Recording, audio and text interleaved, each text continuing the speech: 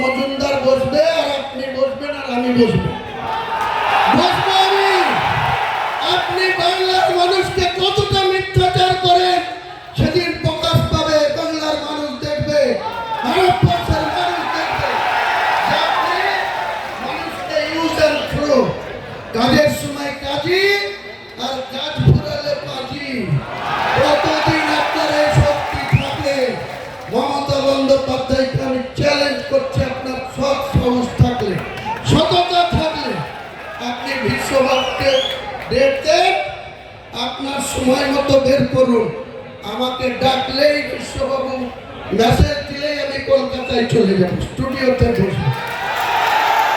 আপনার সঙ্গে যদি আমি কোনো গদ্দারি করে থাকি, কোন রকম কোনো অসহযোগিতা করে থাকি, নিশ্চয়ই আপনি বলবেন।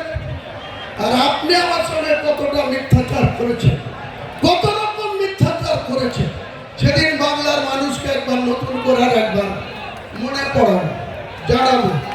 সিদ্ধান্ত নেওয়ার মালিক বাংলার জনগণ।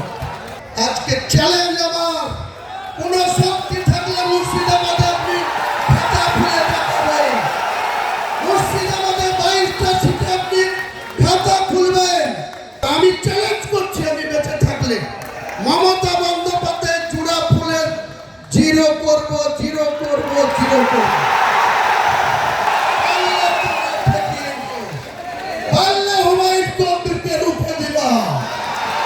আমি তারিখ ঘোষণা করছি না, 31শে জানুয়ারির আগেই হবে। জানুয়ারি মাস পার হতে দেব না, কারণ আপনারা জানেন ব্রিগেড মাঠটা সেন্ট্রাল গভর্নমেন্টের আন্ডারে, তাদের এনওসি নিতে হবে।